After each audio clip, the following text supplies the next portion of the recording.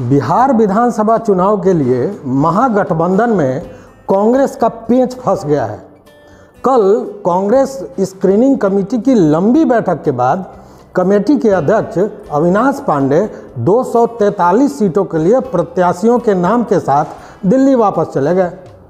जानकारी के अनुसार महागठबंधन के सबसे बड़े घटक दल राष्ट्रीय जनता दल द्वारा कांग्रेस को 65 सीटों पर चुनाव लड़ने का प्रस्ताव दिया गया है, जिस पर कांग्रेस किसी हालत में सहमत होने को तैयार नहीं।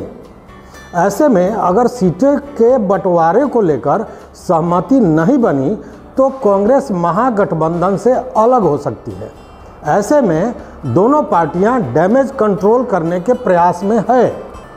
सीटों के बंटवारे पर सहमति नहीं बनाने की स्थिति में कांग्रेस ने महागठबंधन से अलग होकर सभी सीटों पर चुनाव लड़ने की घोषणा पहले ही कर दी है। हालांकि अंतिम फैसला पार्टी आलाकमान सोनिया गांधी को करना है। विधानसभा चुनाव 2020 के लिए बनी कांग्रेस की स्क्रीनिंग कमेटी की पटना में अध्यक्ष अविनाश पांडे तथा सदस्य काजी निजामुद्दीन और देवेंद्र यादव ने कांग्रेस के सभी जिलाध्यक्षों के साथ बैठक की।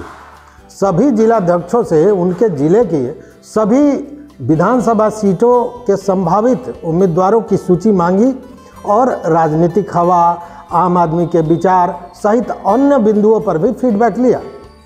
टिकटार्थियों की बातें स्क्रीनिंग कमेटी के सदस्यों ने सुनी।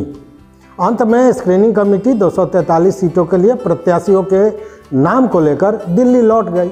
अंतिम फैसला सोनिया गांधी करेंगी। प्रदेश अध्यक्ष मदन मोहन झा और विधानमंडल दल के नेता सदानंद सिंह ने कांग्रेस चुनाव में पार्टी कार्यकर्ता को महत्व देने की बात कही है।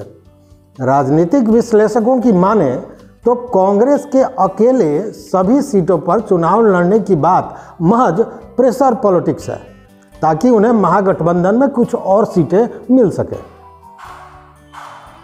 ऐसे बात भी बड़ी नहीं है। राजद ने 65 सीट देने की बात कही है, जबकि कांग्रेस 70 सीटों की मांग कर रही है। हालांकि प्रेशर पॉलिटिक्स के तहत कांग्रेस सभी सीटों पर चुनाव की तैयारी की बात कर रही है। आरजेडी खुद करीब 155 सीटों पर चुनाव लड़ना चाहता है। विकासशील इंसान पार्टी, झारखंड मुक्ति मोर्चा को आरजेडी अपने कोटे से सीट देगा, वहीं कांग्रेस को, राष्ट्रवादी कांग्रेस को अपने कोटे से सीट देनी होगी। सूत्रों की माने तो भाकपा माले को 14, सीपीआई को 3 और सीपीएम को 2 सीट देने का भी प्रस्ताव है। सूत्र बताते हैं कि आरजेडी ने कांग्रेस को विधानसभा सीटों के साथ संसद की 1 सीट का भी प्रस्ताव दिया है, जिस पर कांग्रेस ने अब तक कोई प्रतिक्रिया नहीं दी है। हालांकि अंतिम फैसला आलाकमान ही देंगी। कांग्रेस प्रवक्ता हरखू झा के अनुसार राजद वाम दलों से समझौते का फैसला पार्टी की राष्ट्रीय अध्यक्ष सोनिया गांधी व राजद अध्यक्ष लालू प्रसाद के स्तर पर हुआ है। इन दोनों की सहमति से ही सीटों का फैसला भी होगा। कांग्रेस कितनी सीटों पर लड़ेगी, इस मुद्दे पर निर्णय का अधिकार आलाकमान को लेना है या आलाकमान को ही इसका अधिकार है। पार्टी का कोई दूसरा इस मुद्दे पर बोलने के लिए अधिकृत नहीं है। हालांकि ये भी सच है कि प्रेशर पॉलिटिक्स के तहत कांग्रेस जो भी चाल चले, पर वो बिना बैसाखी यानी महागठबंधन के अकेले चुनाव लड़ने की स्थिति में नहीं है। हालांकि कांग्रेस नेताओं और चिराग पासवान के बीच दिल्ली में हुई बैठकों को लेकर भी कई तरह के कयास लगाए जा रहे हैं। जबकि देखें तो एनडीए से अलग होकर भाजपा या जदयू भी चुनाव लड़ने को तैयार नहीं है, ये भीतर की बात है। उसी तरह कांग्रेस भी महागठबंधन से अलग चुनाव लड़ने की कुवत नहीं रखती है और राजद को इसका आभास भी है।